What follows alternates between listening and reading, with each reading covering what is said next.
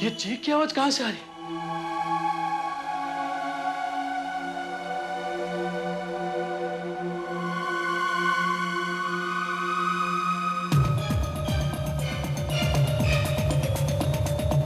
इतनी रात गए जयंतीलाल के बंगले से कौन भाग रहा है? जरूर कोई गड़बड़ है।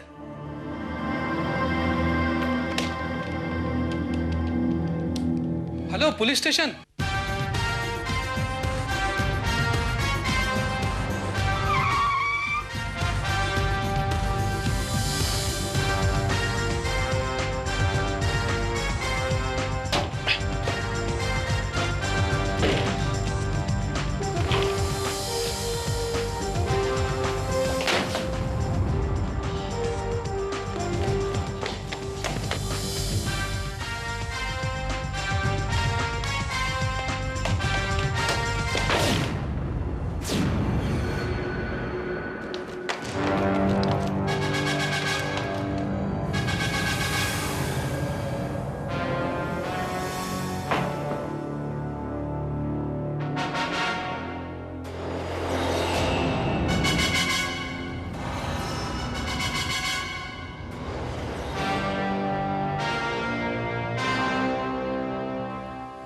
ये है वो शख्स जिसके चीखने की आवाज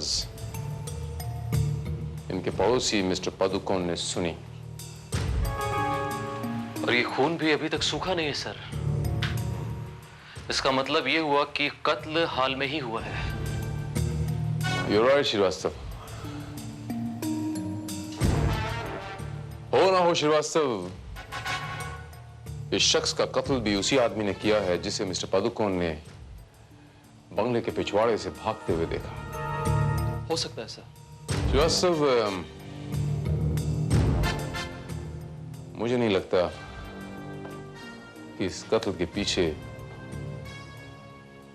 मकसद चोरी हो सकता है। आओ श्रीवास्तव।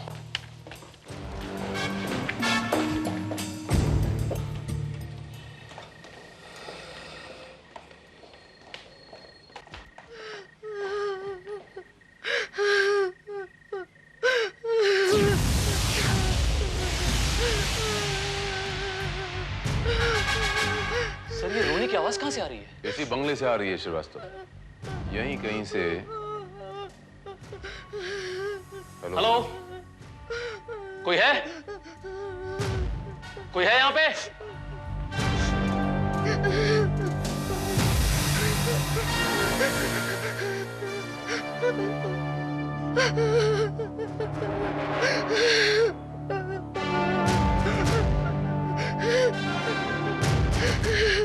बच्चे, मुन्ना, हम लोग पुलिस वाले हैं। अब आपको कोई कुछ नहीं करेगा। आप कौन है? आपका नाम क्या है? साहब, मेरा नाम राजा है। मेरे पिताजी इस घर के नौकर हैं। बेटे, आपके पिताजी का नाम क्या है? भोला। कहाँ है वो इस वक्त? वो इस वक्त किसी जरूरी काम से बाहर गए हैं। आप और आपके पिताजी अकेले घर पर रहते हैं? जी नहीं साहब, इस घर के साहब अकेले रहते थे तो मैं और मेरे पिताजी उनके साथ रहते हैं। लेकिन बच्चे, आप यहाँ छुप के रो क्यों रहे हो? मैं डर गया था। किससे? कोई साहब से मिलने आया था, शायद उसने साहब को खून कर दिया। मैंने साहब की चीख सुनी। तुमने चीख सुनी? तुमने और कुछ महसूस किया? और कुछ देखा तुमने? नहीं। क्या तुमने उसे जयंतीलाल जी का खून करते हुए देखा था? नहीं साहब, मैंने उसे नहीं देखा था। क्यों? क्योंकि मैं देख नहीं सकता, मैं अंधा हूँ।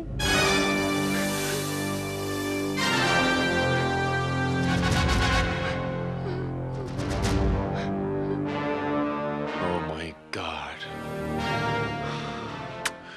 तुम बिल्कुल घबराना मत, ओके? श्रीवास्तव, यहाँ पर एक हवलदार तैनात कर दो। राजा बेटा, इधर बैठो। एक कुर्सी है, इधर आराम से बैठो। हाँ? तुम्हें कुछ नहीं होगा। हाँ? रिलैक्स। चलो श्रीवास्तव।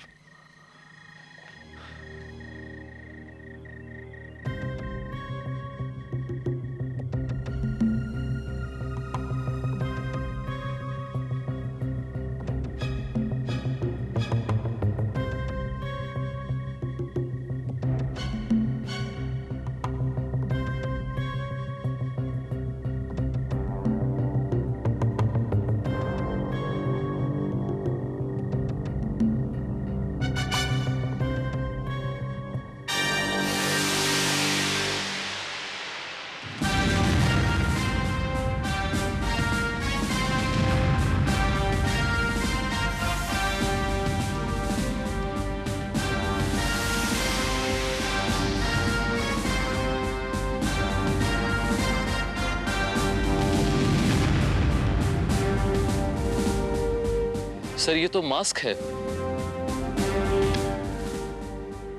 श्रीवास्तव, मुझे ऐसा लगता है श्रीवास्तव जैसे कातिल यही मास्क पहन कर आया था।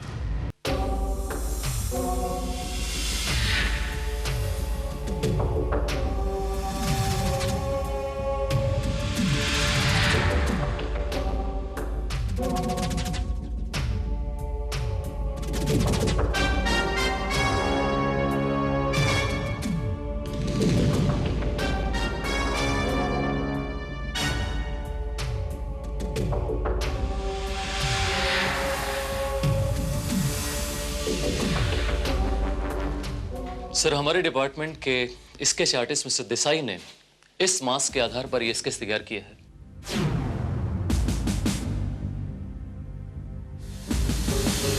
और उनका भी यही मानना है कि इस मास्क को पहनने के बाद किसी भी आदमी की शक्ल सूरत लगभग इस स्केच की तरह ही लगेगी। श्रीवास्तव, दो संभावनाएं हो सकती हैं और वो दो पॉसिबिलिटीज ये हैं कि पहली तो ये कि किसी इंसान ने अपनी कल्पना शक्ति से, अपनी इमेजिनेशन से ये मास्क बनाया हो। I mean, इसके नए नक्श, that's it। और दूसरी संभावना ये, इसी शक्ल सूरत का इस दुनिया में कोई आदमी बसता है। अब इसका कोई दुश्मन हो सकता है, उसने इससे बदला लेने के लिए इसका मास्क तैयार किया, कत्ल किया और बंगले के बाहर वो मास्क प्लांट कर दिया इससे बदला लेने के लिए, इसे फंसाने के लिए। You're right, sir। वो कॉन्ट्रैक्टर क्या नाम है उसका? जयंतीलाल। हाँ, जयंतीलाल। कुछ पता चला उसके बारे में? जी हाँ, उसके बारे में थोड़ी इन्फॉर्मेशन हमने कलेक्ट करी है और हमारी इन्फॉर्मेशन के मुताबिक उसकी फैमिली में और कोई नहीं था। अपने बेंगलोर में वो अपने नौकर और उसके अंधे बेटे के साथ ही रहता था। पेशे से सिविल कॉन्ट्रैक्टर था, रोड और ब्रिजेस बनाने के कॉन्ट्रैक्ट लिया करता था। सिविल कॉन्ट्रैक्टर, रोड और ब्रिजेस बनाने के कॉन्ट्रैक्ट लिया करता था। Big money, big cash involved, दुश्मन होने की सारी संभावनाएं। Right sir. और उसका सबसे बड़ा बिजनेस राइवल था कॉन्ट्रैक्टर राम कार्निक। मरे हुए आदमी के बारे में अक्सर लोग बुरी बात नहीं बोलते इंस्पेक्टर, लेकिन मेरी नजर में जो इंसान जीते जी बुरा हो, मरकर भी वो बुरा ही रहेगा। जयंतीलाल बहुत ही घटिया, लालची और धोखेबाज इंसान था। नफरत करता था मैं उससे। मिस्टर राम कार्निक, जयंतीलाल जी के बारे में ये जो आपकी राय है, इसके पीछे कोई खास वजह? बिला वजह मैं कभी कोई बात नहीं बोलता इंस्पेक्टर, नेवर। उसकी वजह से मुझे करोड़ों रुपए का नुकसान हुआ था। कार्निक साहब, ये बताइए कि नुकसान आपको कैसे हुआ? करोड़ों की लागत से एक पुल बनने वाला था इंस्पेक्टर, और उसका कॉन्ट्रैक्ट भी मुझे मिलने वाला था। लेकिन ऐन मौके पर इस जयंतीलाल ने वो कॉन्ट्रैक्ट रिश्वत देकर खुद हासिल कर लिया, और मैं उस पुल को बनाने के लिए मटेरियल भी खरीद चुका था, और उसकी वजह से मुझे इतना नुकसान हुआ कि मैं बिल्कुल बर्बाद हो गया। और मुझे अपना बिजनेस खड़ा करने में और 3 साल लग गए, 3 इयर्स।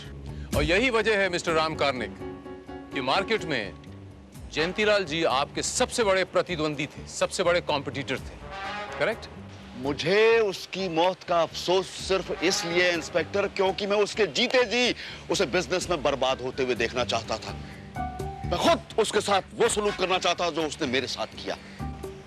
और जब आपको ये मौका नहीं मिला तो फ्रस्ट्रेशन में, यूं कह लीजिए, आपने उसका खून कर दिया या फिर खून करवा दिया।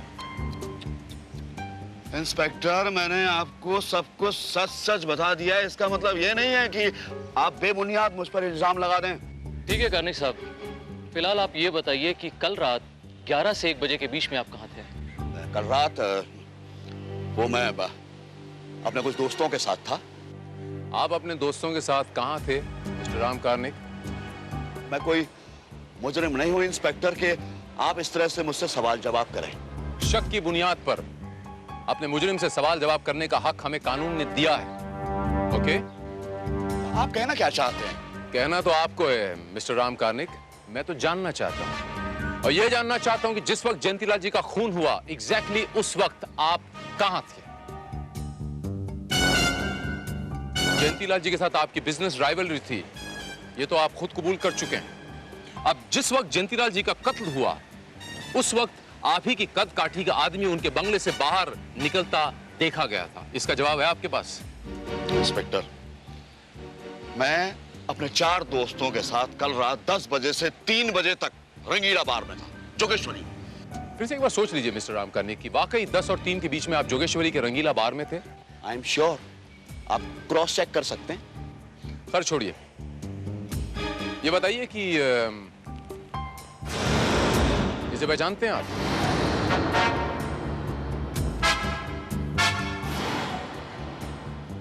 ये तो एक रबर का टुकड़ा दिखता है। लेकिन ये है कुछ और मिस्टर राम कार्निक। श्रीवास्तव। मिस्टर कार्निक,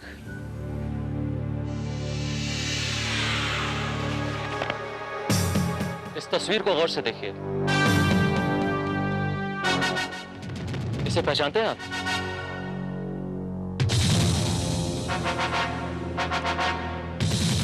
कमाल है, एक पेंटर का स्केच दिखाकर आप इसकी पहचान पूछ रहे हैं मुझसे। इसके मायने ये हुए मिस्टर राम कार्निक कि आप इसे जानते हैं। यस, ये पेंटर रंजन बरुआ हैं, काफी अच्छे पेंटर हैं। रंजन बरुआ।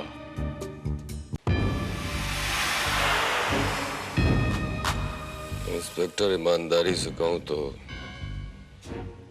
अपनी सफाई पेश करने के लिए मेरे पास एक भी गवाह नहीं है, कोई परफेक्ट एलिबाई नहीं है।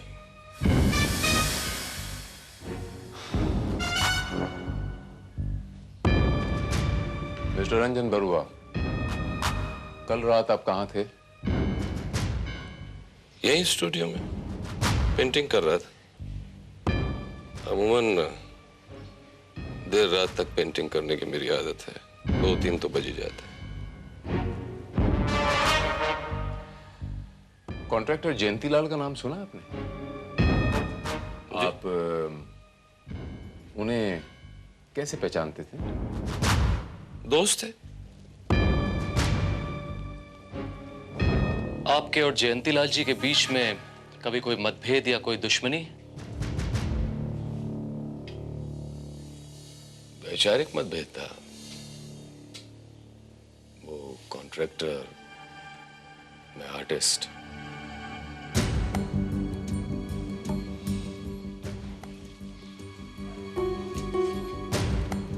उसकी जिंदगी का एक ही मकसद था, ज्यादा से ज्यादा दौलत कमाना। दौलत कमाने के लिए वो जो रास्ते अपनाता था, मेरे उसूल के खिलाफ थे। यानी आप ये कहना चाहते हैं मिस्टर रंजन बरुआ कि आपकी जयंतीलाल जी के साथ कोई पर्सनल दुश्मनी नहीं? No, not at all.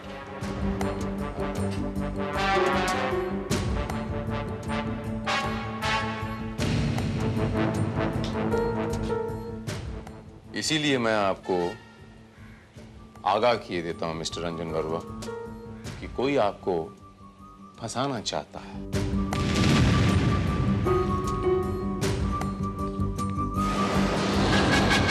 ये मास्क देख रहे हैं आप?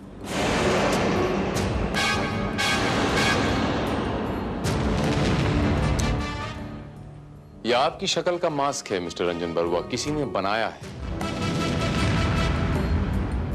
आपके बगल में कातिल ने जयंतीलाल जी का खून किया और बंगले के पिछवाड़े ये मास्क वहां प्लांट कर दिया ताकि इस कत्ल के केस में आप फंस जाएं। अच्छा, ये बताइए कि आपसे किसी और की या फिर राम कार्निक की कोई दुश्मनी? No no no. Mister Barua, ये बताएंगे कि मरहूम जयंतीलाल जी के घर में और कौन कौन है? जी, उनके 2 बेटे थे जो रोड एक्सीडेंट में मारे गए, और उनकी पत्नी शादी के 15 साल बाद उन्हें डिवोर्स देके अपने फादर के पास दार्जिलिंग में सेटल हो गई थी। Anyhow, thank you very much. Thank you, Mr. Verma. Anytime.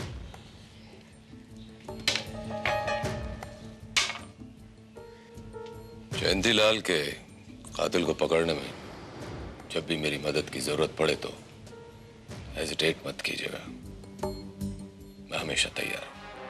Thank you, Mr. Verma. Thank you. You're most welcome.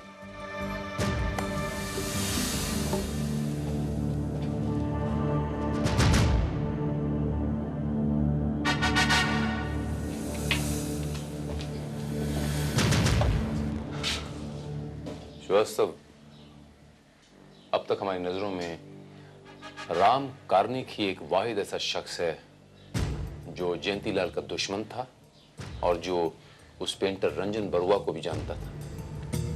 लेकिन सर, हमारी तहकीकात से यह बात तो कंफर्म हो गई है कि राम कार्निक की एलिबाई पक्की थी। कत्ल वाली रात वो रंगीला बियर बार में ही था और 3 बजे से पहले वो बार के बाहर 5 मिनट के लिए भी नहीं निकला। सर, फिलहाल तो उस मास्क के अलावा कातिल तक पहुंचने के लिए हमारे पास और कोई सुराग भी नहीं है। सुराग भले न हो श्रीवास्तव, लेकिन हमारे पास एक पुख्ता गवाह जरूर है। हमारे पास गवाह है? जी हाँ। कौन सर? जयंतीलाल का नौकर भोला, उसका बेटा राजा। लेकिन सर, वो बच्चा तो अपनी आंखों से देख भी नहीं सकता, वो हमारी मदद कैसे करेगा? मुझे पूरा यकीन है श्रीवास्तव कि वो बच्चा हमें कातिल तक पहुंचने में मदद जरूर करेगा। राजा बेटा, तुम्हारे डैडी परसों रात घर पर नहीं आए थे ना? नहीं।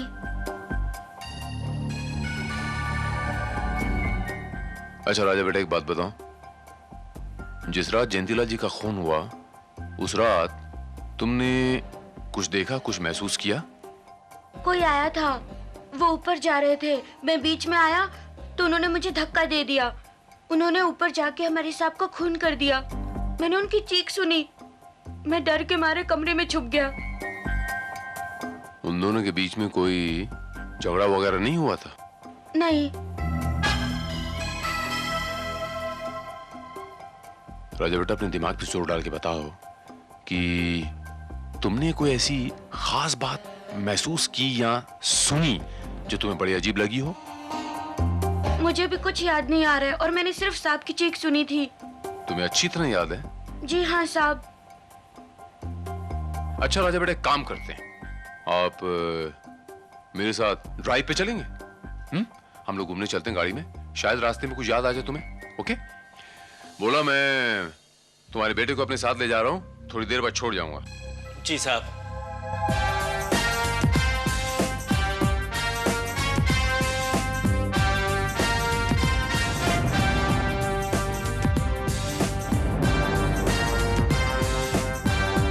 राजा बेटे, कुछ याद आया आपको? नहीं। गौर से सोचो। अच्छा राजा बेटा, एक बात बताओ, जब जयंतीलाल जी का झगड़ा हो रहा था उस आदमी के साथ, तब उन्होंने किसी का नाम लिया था? जरा दिमाग पे जोर डाल के बताओ। नहीं। अच्छा चलिए, खैर छोड़िए, आप ये बताइए कि आपको आइसक्रीम पसंद है? जी हाँ, कभी कभी साहब हमारे लिए लेके आया करते थे। अभी लेके देते हैं आपको, 1 मिनट।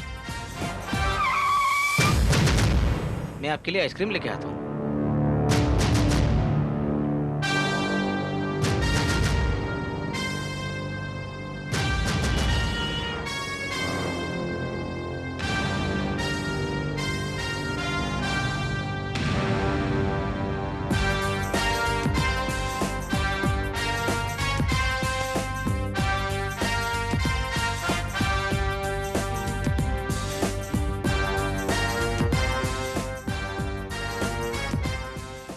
ये रही आपकी आइसक्रीम राजा बेटे। हाँ, चॉकलेट है।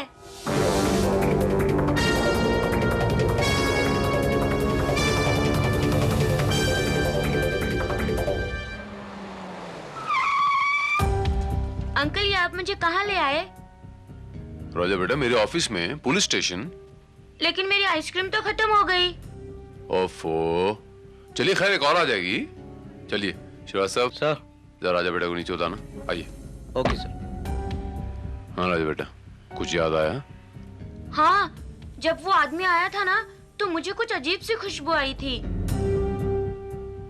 कैसी खुशबू? पता नहीं, पर एक अजीब सी खुशबू आई थी। अजीब सी खुशबू? एनीहाउ, एक काम करते हैं राजा बेटा, चल के ऑफिस में बैठते हैं, आपको हम एक और आइसक्रीम खिलाते हैं, शायद कुछ और याद आ जाए। ओके, अच्छा।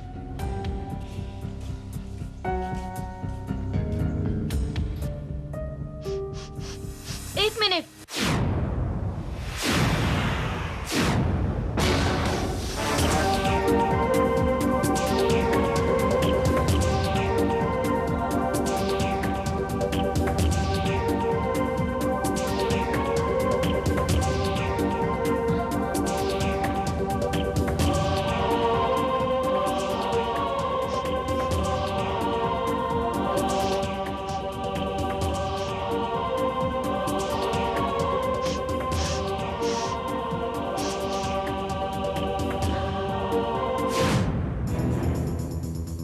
कौन है? कौन है?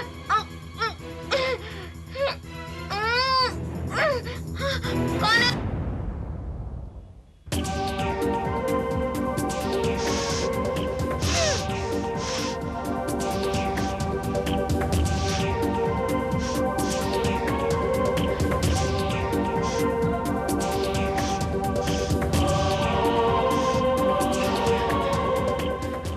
उस आदमी के आने पर ऐसे ही खुशबू आई थी।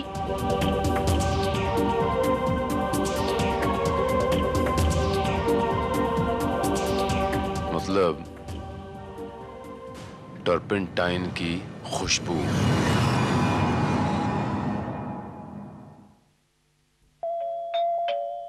कम इन।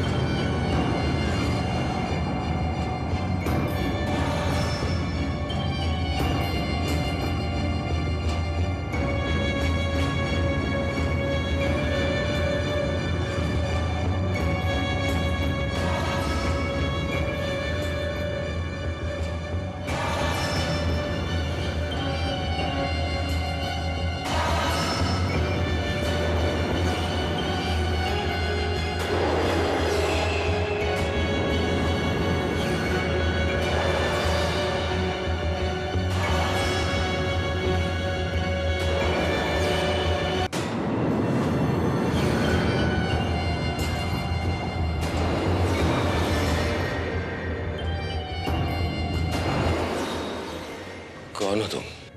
रंजन बरुआ। रंजन बरुआ? रंजन बरुआ तो मैं हूं।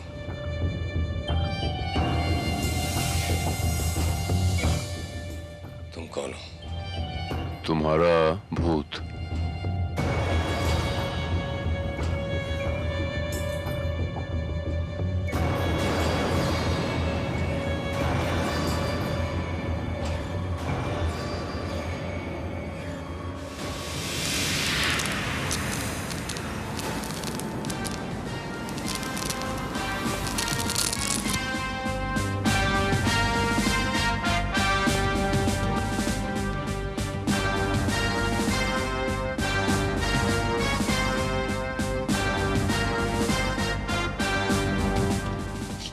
इंस्पेक्टर, ये कैसा बेहुदा मजाक है? मजाक तो आपने अपने साथ किया है पेंटर बाबू, अपना ये मास्क बनाकर। क्या मतलब?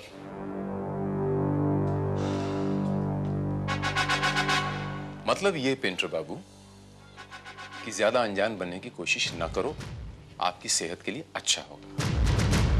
देखो इंस्पेक्टर, तुम जरूर किसी बहुत बड़ी गलतफहमी का शिकार हो गए हो। जी हाँ, गलतफहमी का शिकार हो गया था, लेकिन अब ये गलतफहमी दूर हो गई है। कत्ल वाली रात आप कॉन्ट्रैक्टर जयंतीलाल के घर गए थे ना? नो। गए थे? नो। मैंने कहा गए थे। I said no. And I said yes. No. I said yes. और आप ही ने जयंतीलाल जी का खून किया। इंस्पेक्टर! Hey, आवाज नीचे करके बात करो, मेरे सामने चिल्लाने का नहीं। The hell you think about yourself? तुम मुझे ऐसे किसी झूठे इल्जाम में नहीं फंसा सकते। और तुम ये मासूमियत का मुखौटा अपने चेहरे पर पहनकर बहुत दिनों तक मेरे हाथों से बच नहीं सकते। जयंतीलाल जी का खून तुमने किया है और सिर्फ तुमने किया है मिस्टर रंजन बरुआ। क्या सबूत है तुम्हारे पास? पेंटर बाबू, आपका घर जयंतीलाल जी के बहुत करीब है। जब आप जयंतीलाल जी के घर उनका कत्ल करने गए, जाने से पहले आपके हाथ में जो कलर लगा हुआ था, आपने टर्पेंटाइन से उसे साफ किया, जैसे कि अक्सर हर पेंटर करता है। और टर्पेंटाइन की महक बहुत देर तक बरकरार रहती है। जब तुम जयंतीलाल जी का खून करने गए, जो रास्ते में तुम एक बच्चा टकराया उसके बंगले के अंदर, आपने उसका मुंह बंद करने की कोशिश की और ये टर्पेंटाइन की खुशबू बहुत देर तक बरकरार रहती है। उस बच्चे ने वो खुशबू आइडेंटिफाई की। जब पहली बार मैं आपसे मिलने आया आपके घर पर, तब तुम उसी टर्पेंटाइन से अपने कलर वाले हाथ साफ कर रहे थे और मैंने वो खुशबू आइडेंटिफाई की।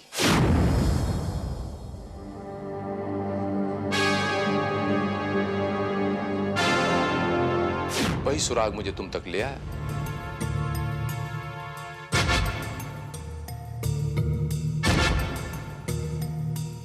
What rubbish! ये कोई सबूत हुआ मुझे कातिल साबित करने के लिए? पुलिस को मुजरिम से सच उगलवाने के बहुत सारे तरीके आते हैं पेंटर बाबू। उसमें से एक 3rd डिग्री भी होता है। अगर आप कहें तो आपसे सच्चाई उगलवाने के लिए हम ये 3rd डिग्री इस्तेमाल कर लें। इंस्पेक्टर, तुम्ही ने कहा था कि किसी ने मेरी शक्ल का मास्क इस्तेमाल करके मुझे फंसाने की कोशिश की है। कहा था, बेशक कहा था। जरा सोचने वाली बात है पेंटर बाबू कि कोई इंसान मास्क पहनकर जब किसी का खून करने जाता है, खून करने के बाद जब वो वापस जा रहा है तो मास्क निकालकर वो लॉन में नहीं फेंक देगा ताकि अड़ोस पड़ोस वाले उसे पहचान ले, पुलिस के हवाले कर दे, उसे फांसी हो जाए। तो मास्क पहनने का फायदा क्या हुआ? ये चालाकी आपने की थी पेंटर बाबू। आपने हमें गुमराह करने के लिए, पुलिस को गुमराह करने के लिए, ताकि अगर आपसे सवाल पूछा जाए तो बड़ी आसानी से आप जवाब दे सके कि किसी ने मास्क उतारकर बंगले में फेंक दिया मुझे फंसाने के लिए, मेरे खिलाफ कोई साजिश हो रही है। Very clever.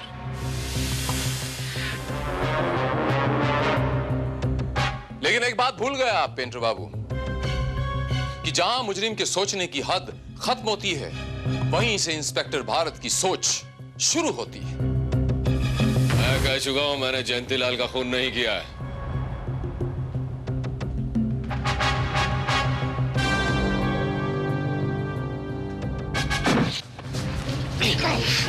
छोड़ दो मुझे, छोड़ दो मुझे, मैं कहता हूं छोड़ दो मुझे। जल्दी से कबूल करने के, वरना आपके दोनों हाथ में तोड़ दूंगा। ना तो आप पेंटिंग करने लायक रहेंगे और ना ही किसी का कत्ल करने लायक। Come on, speak up! Speak up! You can't do this to me, Inspector! I will do this to you.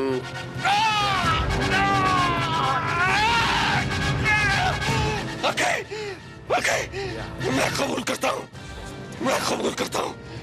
Jayantilal का कत्ल मैंने किया है।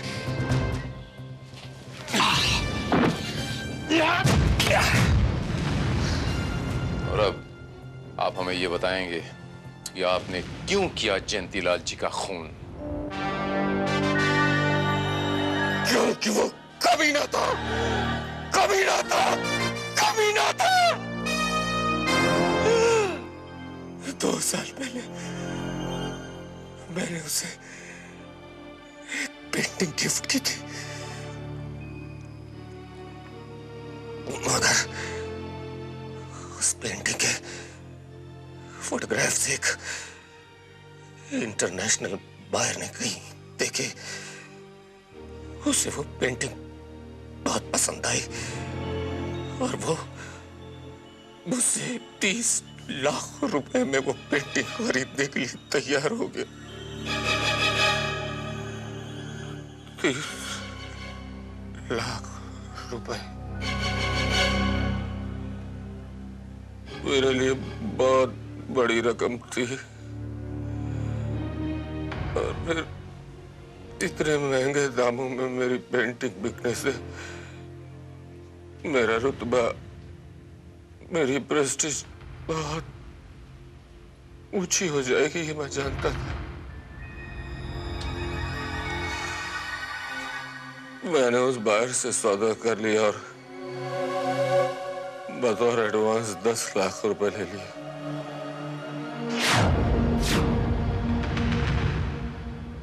मेरे लिए जिंदगी का ये बहुत बड़ा मौका था। मैंने सोचा कि जयंती मेरा दोस्त है, मेरी पेंटिंग मुझे वापस कर देगा और मैं उसे कोई दूसरी अच्छी सी पेंटिंग गिफ्ट कर दूंगा।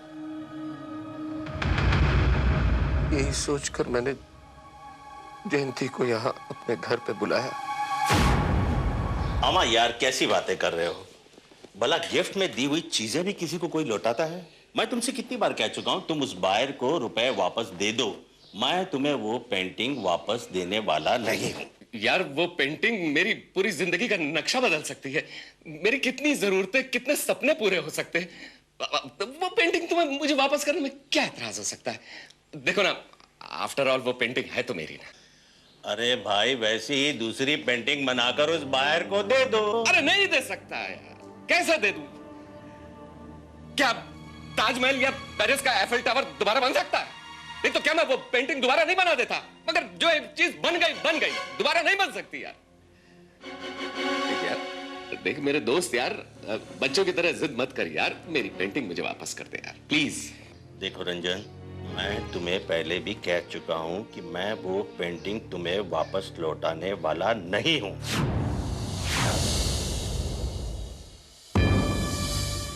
मैं किसी भी कीमत पर उससे अपनी वो पेंटिंग हासिल करना चाहता था। मैंने ठान लिया था कि अगर इसके लिए मुझे उसकी जान भी लेनी पड़ी तो मैं पीछे नहीं हटूंगा।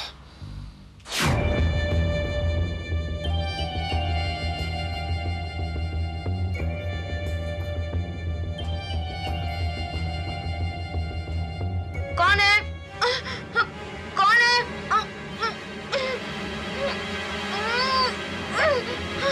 कौन है? कौन है यहाँ?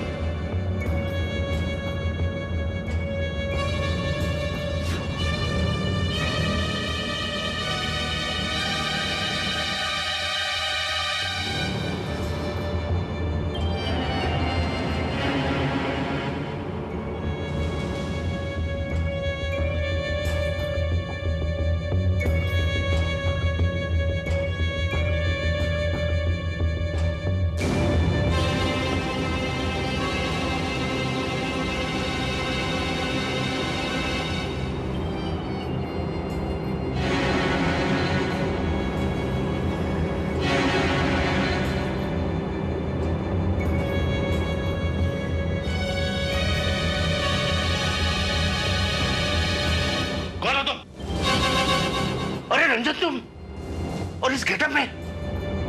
देखो रंजन, मैं तुम्हें पेंटिंग ले जाने नहीं दूंगा।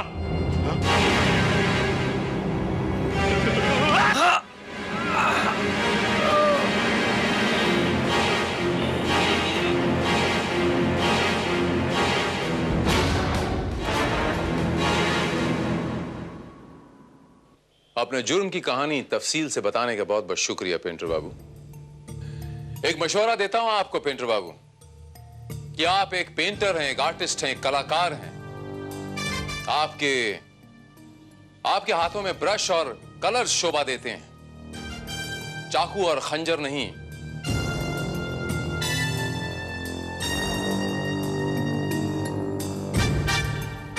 कॉन्ट्रैक्टर जयंतीलाल के कत्ल के जुर्म में मैं तुम्हें गिरफ्तार करता हूं। श्रीवास्तव सर, हिरासत में लो इन्हें।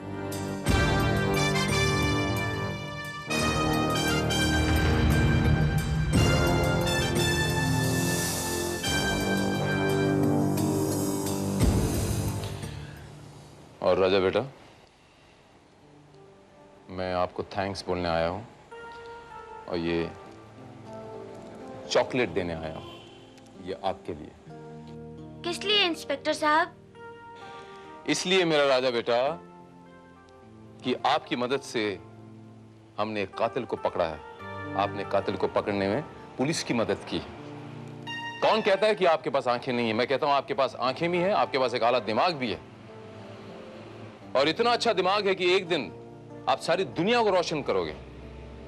और अब आने वाली 26 जनवरी को सरकार से मेरे राजा बेटा को शौर्य पुरस्कार दिलाने की सिफारिश करूंगा।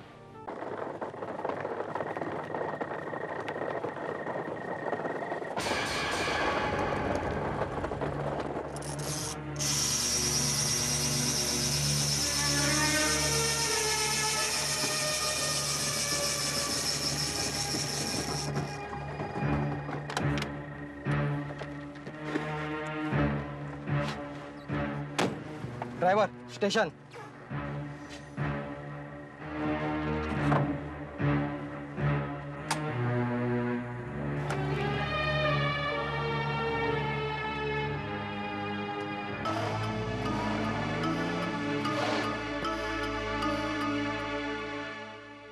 गाड़ी क्यों रोक दी भाई? ये रास्ता तो स्टेशन की तरफ नहीं जाता है। कौन हो तुम?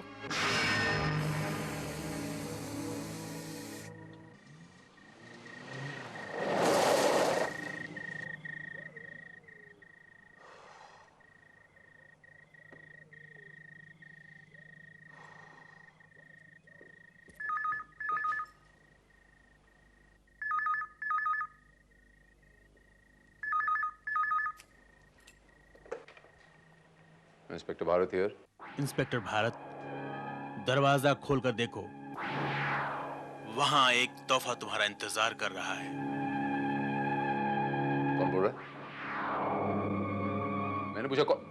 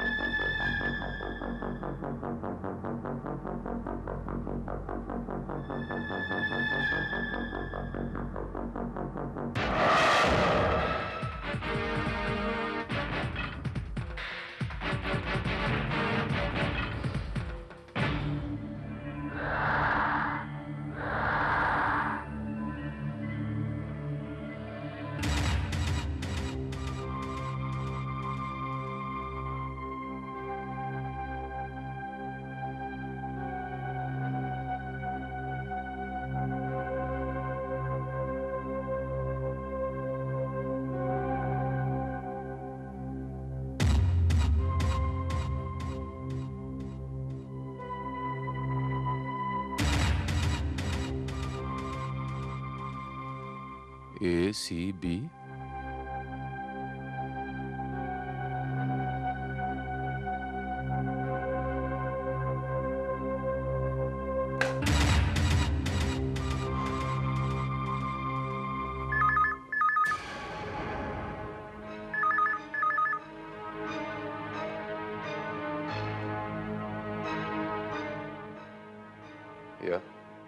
ये उंगली जिस शरीर से काटी गई है वो इंसान अभी जिंदा है, लेकिन अगर 12 घंटे में तुमने उसे ढूंढ कर नहीं निकाला तो वो शरीर लाश में बदल जाएगा। वो शरीर कहां है इसका इशारा उंगली खुद कर रही है। कहते हैं ना कि अक्लमंद के लिए इशारा काफी होता है। All the best inspector Bharat.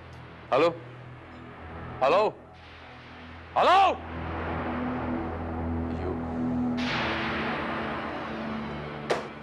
Sir, ACB नाम से जितनी भी फैक्ट्रियां या ऑफिसेज हो सकते थे सबको अलर्ट कर दिया गया है, बट अभी तक कहीं से कोई भी फीडबैक नहीं मिला सर।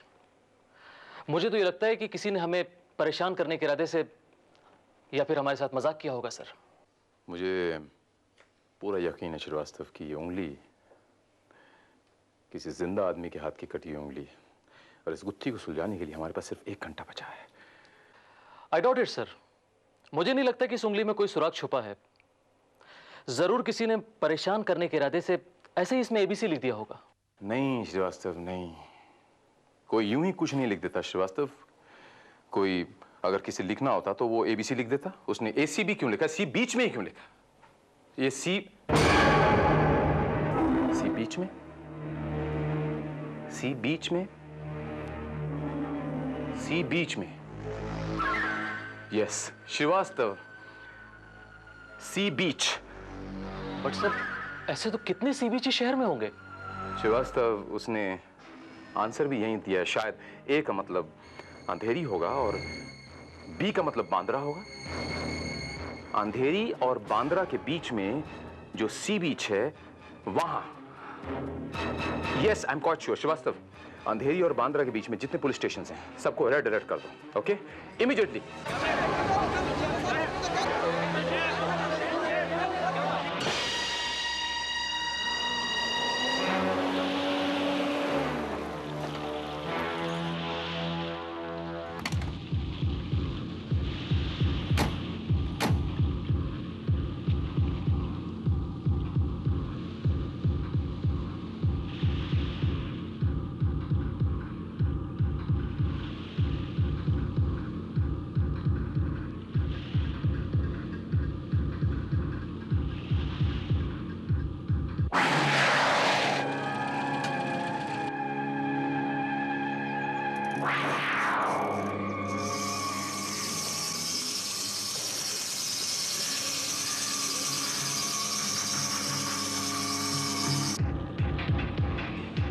सर, इस तरफ आइए, बॉडी वहां पर है।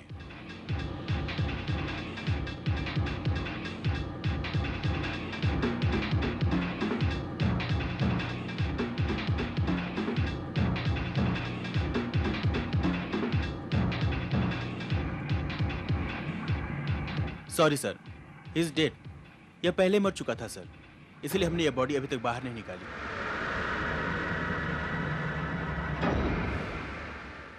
लाश को बाहर निकालो। Okay sir.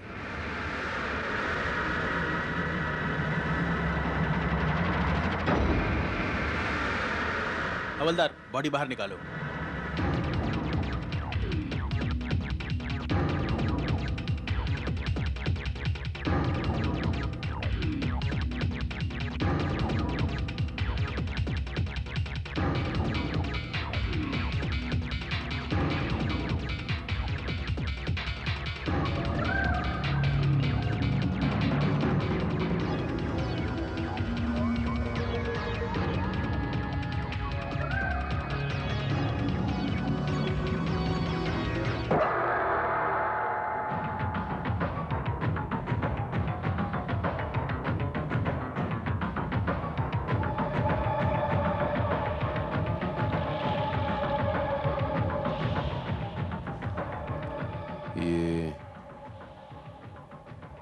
ये तो किसी तस्वीर का टुकड़ा लगता है श्रीवास्तव। Yes sir. क्या मतलब हो सकता है इसका?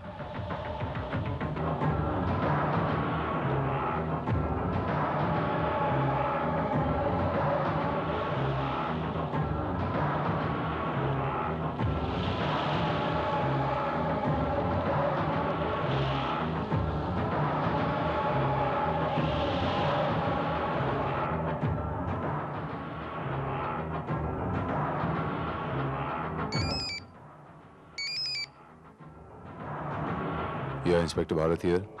Sorry. I am so sorry that you are late. Anyway, best of luck for next time.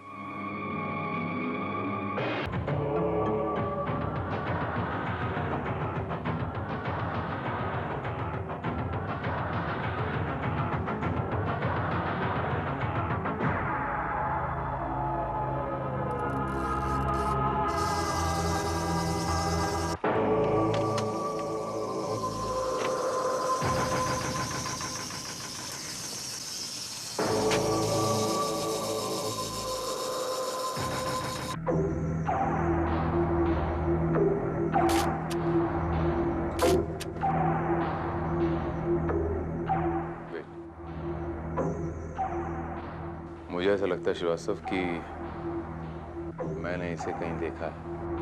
Srivastava, लाश के फिंगरप्रिंट्स को क्रिमिनल रिकॉर्ड के फिंगरप्रिंट से मैच करो।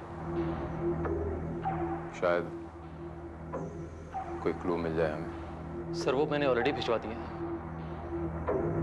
सर आपको क्या लगता है, ये किसी साइकिक किलर का काम है या फिर किसी वेल प्लान्ड मर्डर का? दोनों ही हो सकते हैं श्रीवास्तव। कातिल ने अगर सोच समझकर वेल प्लान्ड मर्डर किया है तो दूसरी तरफ वो थोड़ा सा बेवकूफ भी है, क्योंकि उसने पुलिस को चैलेंज किया। श्रीवास्तव, आमतौर पे इंटेलिजेंट कातिल वही होता है जो पुलिस को कभी चैलेंज नहीं करता, और खास तौर से इंस्पेक्टर भारत को। इसे पकड़ा, छोड़ मारूंगा। एक मिनट, काम ले आने दो। आप इंस्पेक्टर भारत हैं? हाँ, मेरा नाम इंस्पेक्टर भारत है। कही। नमस्कार सर। आप मुझे 100 रुपए जरूर देंगे। 100 रुपए? हाँ, मेरे को उस आदमी ने बोला था ये डब्बा मैं आपको दूंगा और आप मुझे 100 रुपए देंगे ना? जरूर दूंगा। ये डब्बा तुम्हें किसने दिया?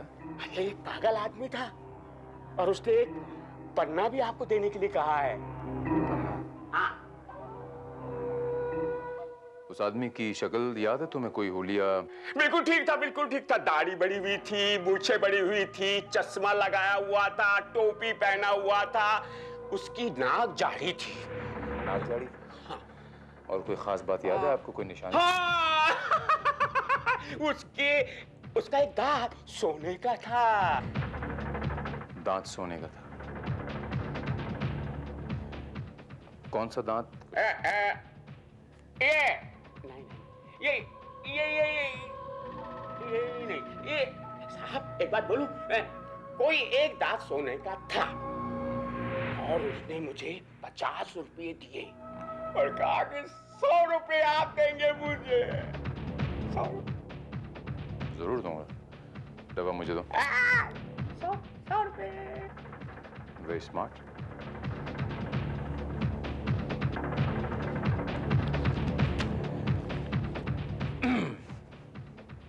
ये तुम्हारे 100 रुपए। डब्बा लाओ, पहले डब्बा लाओ। जाओ। साहब, ये पन्ना भी देने को आपसे कहा था मेरे को। ये धीरे से फाड़ के देता हूँ।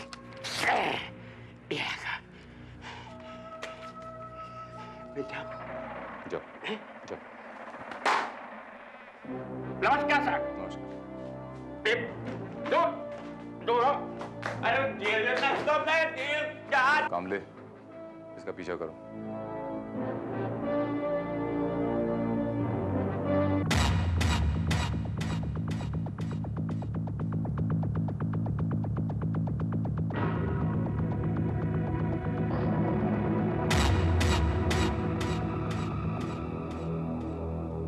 ये देखा श्रीवास्तव, कटी हुई उंगली।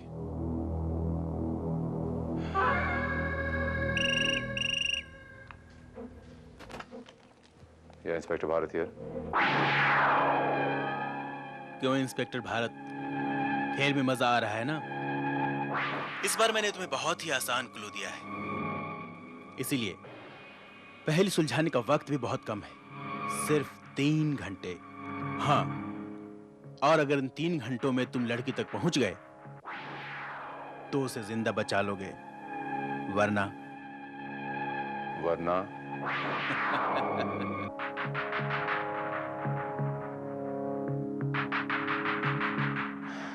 श्रीवास्तव सर, हमारे पास वक्त बहुत कम है। कातिल ने हमें 3 घंटे की मोहलत दी है। लेकिन सर इस उंगली पर तो कुछ भी नहीं लिखा है। लेकिन हो सकता है ये पन्ना कोई क्लू दे जो उस कातिल ने इंस्ट्रक्शंस दिया उस पागल को। एक पन्ना फाड़ के देना। लेकिन सर इस पे तो सिर्फ एक हीरा बना हुआ है। इसका क्या मतलब हो सकता है? हीरा मतलब डायमंड, और डायमंड से डायमंड बार, डायमंड ज्वेलर, या फिर डायमंड लॉन्ड्री।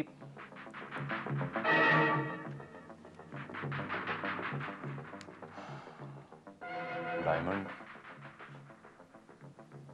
क्या कहा था उस पागल को उस आदमी ने? एक पन्ना फाड़ के देना। जी। एक पन्ना, पन्ना, हीरा। कहीं हीरा पन्ना नाम की कोई बिल्डिंग या कोई टावर, कुछ ऐसा तो नहीं? यस सर, हीरा पन्ना टावर। ये बिल्डिंग काफी दिनों से बन रही है, लेकिन अभी डिस्प्यूट की वजह से इसमें काम रुका हुआ है। और मेरे ख्याल में किसी भी क्रिमिनल के लिए छिपने के लिए इससे बेहतर जगह और कोई नहीं हो सकती। We must rush there. Come on, come with me, sir.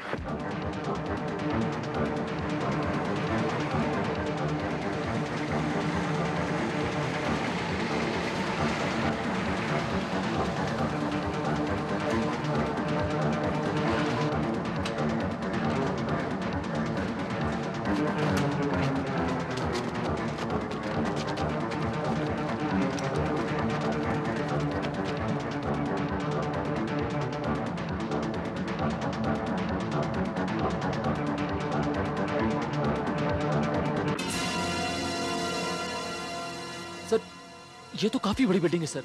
इसका हर एक कमरा चेक करने में 3-4 घंटे जरूर लगेंगे सर। आई नो श्रीवास्तव, ये बिल्डिंग काफी बड़ी है और हमें हर एक फ्लैट चेक करना है। तुम लोग नीचे शुरू करो, मैं ऊपर जाता हूँ। Okay, come on quick.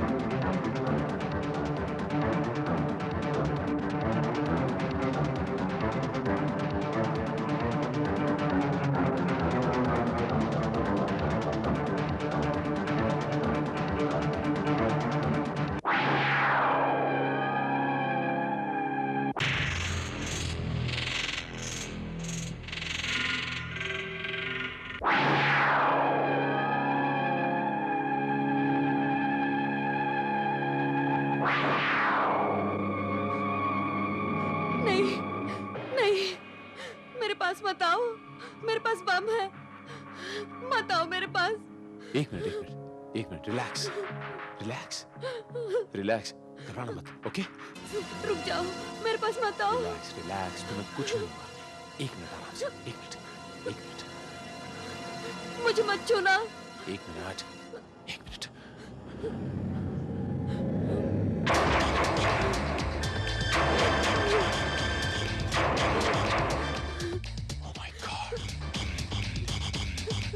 Srivastava, आगे मत बढ़ना। यहाँ बॉम्ब है। मैं बॉम्ब को डिफ्यूज करने की कोशिश करता हूँ, तुम तब तक लड़की को आजाद करो, okay?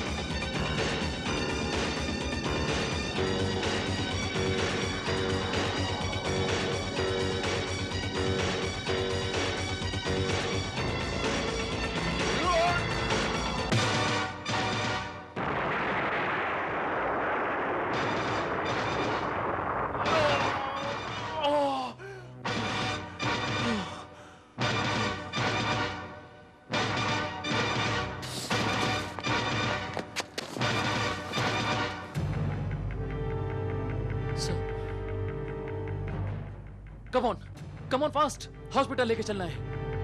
Excuse me doctor. Inspector, घबराने की कोई बात नहीं है। वैसे जख्म कोई भी गहरा नहीं, लेकिन अंदरूनी चोट काफी लगी है। मैं तो कहूंगा कि इन्हें 1 हफ्ते तक बेड रेस्ट लेना चाहिए, और ऐसे में अगर आप इन्हें डिस्टर्ब ना करें तो बेहतर होगा। ओके? Okay doctor.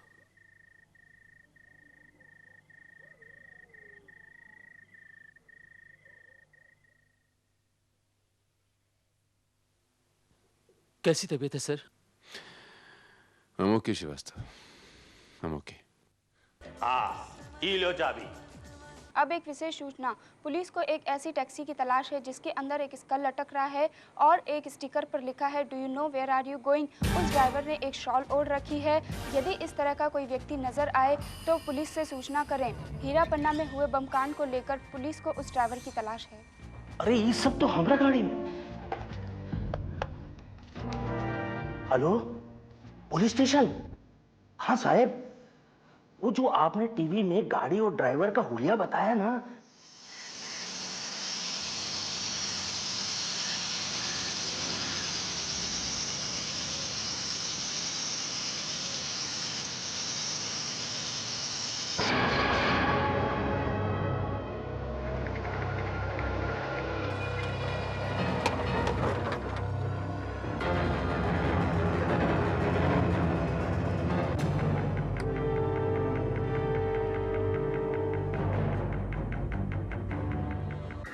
टैक्सी तो वही है, लेकिन ड्राइवर कहाँ गया?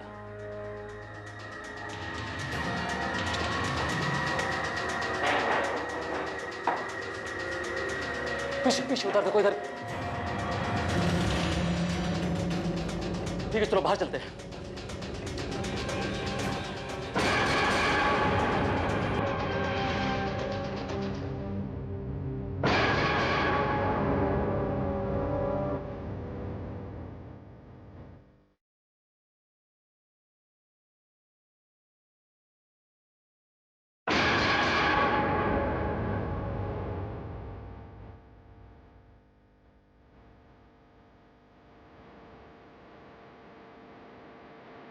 सर, लाश के पास से हमें सिर्फ ये मिला है, लेकिन सर मेरी समझ में ये नहीं आ रहा है कि इन तस्वीरों का असली मकसद क्या हो सकता है।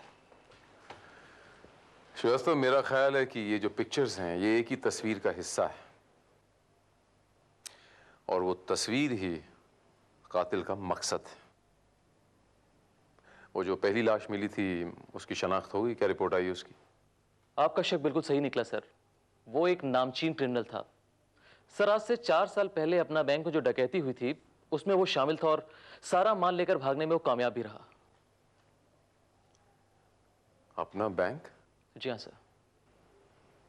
इस डकैती में जो इसका सरगना था रमन्ना, वो तो मेरी हाथों मारा गया था ना? जी। और उसका एक साथी बलबीर बख्शी जो वहां से भाग निकला था। और सर एक सबसे इंटरेस्टिंग बात यह है कि वो लड़की जो सुनीता है वो उसी बैंक में कैशियर थी, और 4 साल पहले उसी के अलार्म बजाने पर ही पुलिस वहां पहुंची थी। हो ना हो श्रीवास्तव, इस कातिल का इस बैंक डकैती से कोई ना कोई ताल्लुक जरूर है। इसका एक साथी तो अभी बचा हुआ ना, जगताप, लेकिन वो तो जेल में है। नहीं सर, हमने पता लगा लिया, वो पिछले हफ्ते ही पैरोल पर छूटा है। व्हाट? Yes sir. श्रीवास्तव, इस आदमी का हमारे पास होना बहुत जरूरी है। पता लगाओ कि ये कहाँ है। सर मैंने अपने तमाम आदमी उसके घर के आसपास छोड़ दिए हैं। जैसे कुछ इंफॉर्मेशन मिलेगी हमें बता दिया जाएगा। Thank you Srivastava.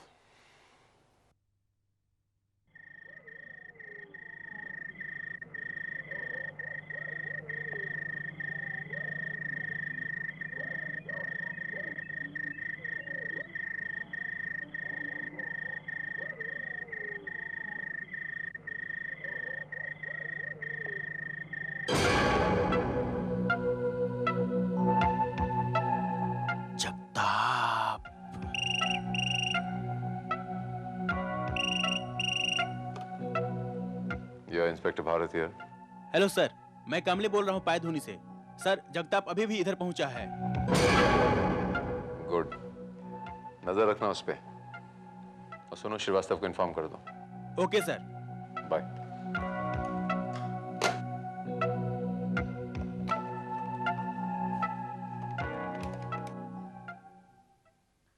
Sorry sir, it's enough.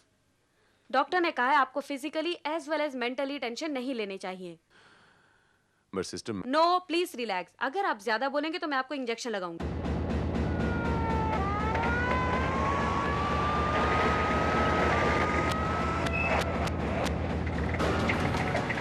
कहाँ है वो? सर अंदर है वो। Come on fast.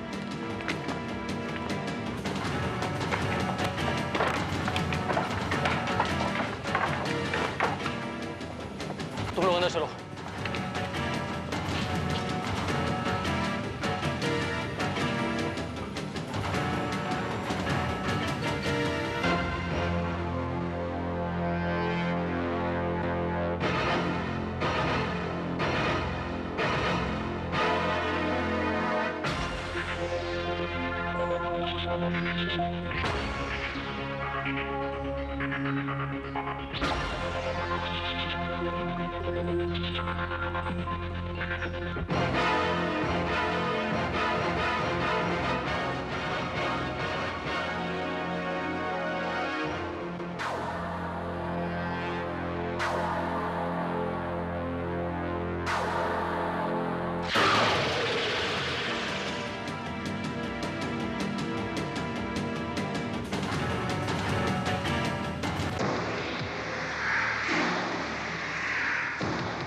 Oh my God.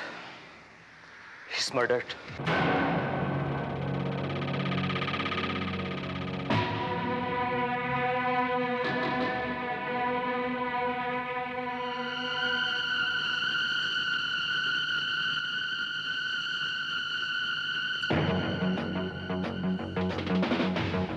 Bharat का नक्शा?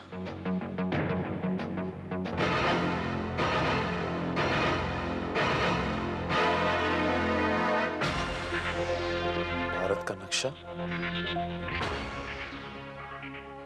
भारत?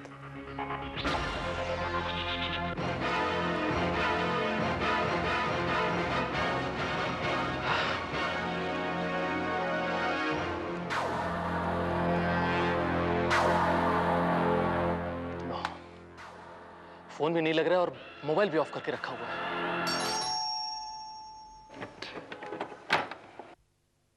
Good evening sir. अच्छा हुआ आप जल्दी आ गए। आई नो, तुमने मुझे हॉस्पिटल फोन करके कहा था कि तुम्हें आज जल्दी जाना है, इसलिए मैं आ गया।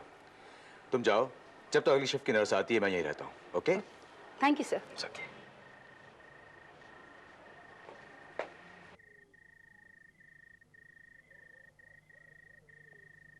क्या हाल है इंस्पेक्टर भारत?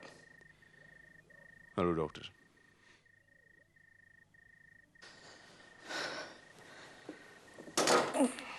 लगता है आप आराम नहीं कर रहे हैं।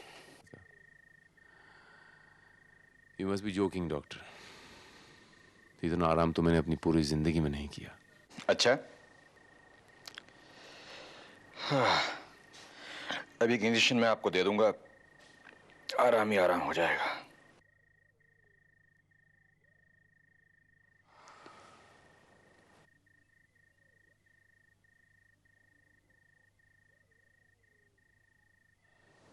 वैसे ज्यादा काम भी सेहत के लिए ठीक नहीं होता है, क्यों? You are right doctor, you are absolutely right. अरे वाह, तुम्हारा जख्म तो बहुत जल्दी ठीक हो गया।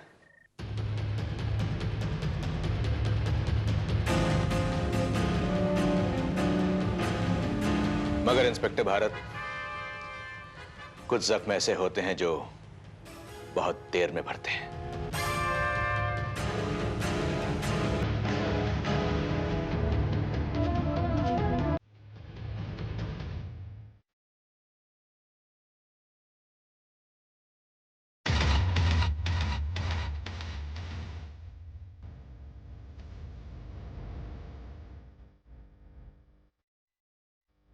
क्या बात है भारत,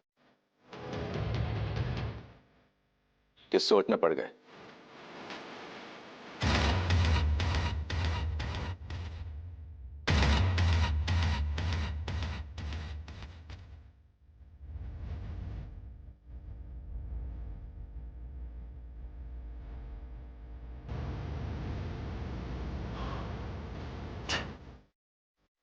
क्या बात है? अच्छा अच्छा अच्छा अच्छा, हाथ काम नहीं कर रहे हैं ना? ऑफ कोर्स, ये मेरे इंजेक्शन का कमाल है। इससे तुम्हारे शरीर को पूरा आराम मिल जाएगा। पहले हाथ काम करना बंद करेंगे और फिर धीरे धीरे तुम्हें नींद आ जाएगी। कौन हो तुम? क्या मतलब? तुम मुझे नहीं जानते? मैं डॉक्टर रायना। तुम चाहते क्या हो? हाँ? तुमने बख्शी का खून क्यों किया? उस लड़की सुनीता के जान के दुश्मन क्यों बने हो तुम? हाँ?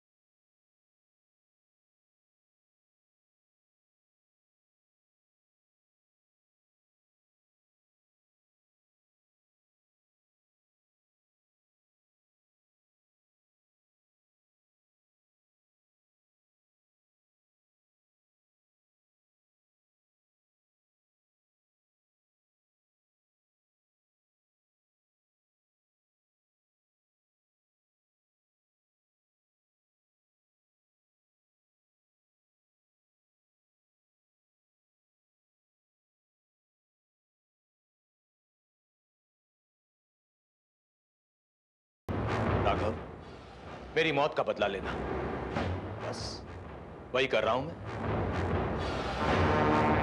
बख्शी और जगताप जिन्होंने मेरे भाई को धोखा दिया था, उन्हें तो मैं खत्म कर चुका हूं। हाँ, वो लड़की जिसने अलार्म लगाया था वो बच गई, क्योंकि तुमने वक्त से पहले ही वो पहेली सुलझा ली थी।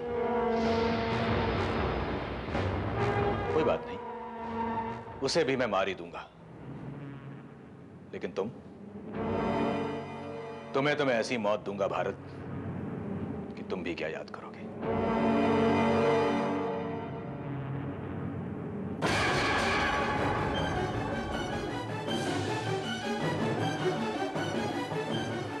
सबसे पहले मैं तुम्हारी इस उंगली को काटूंगा, जिससे तुमने मेरे भाई पे गोली चलाई थी। मौकी, लगता है तुम आसान मौत नहीं मरना चाहते।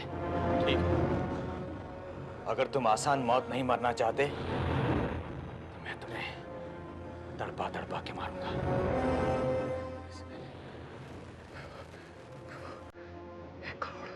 क्या कर?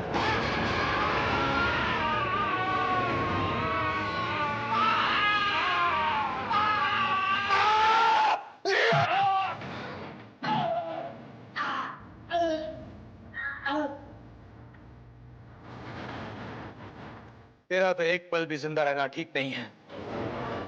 तुझे तो अभी मरना होगा, इसी वक्त मरना होगा।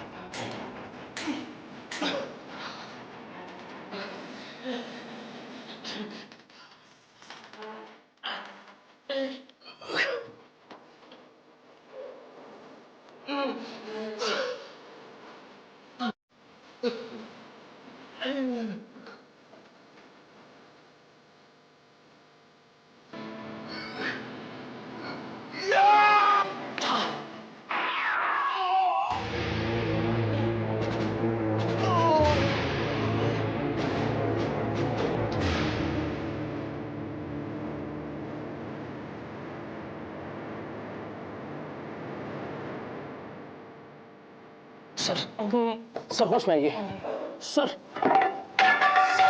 सर होश में आइए सर।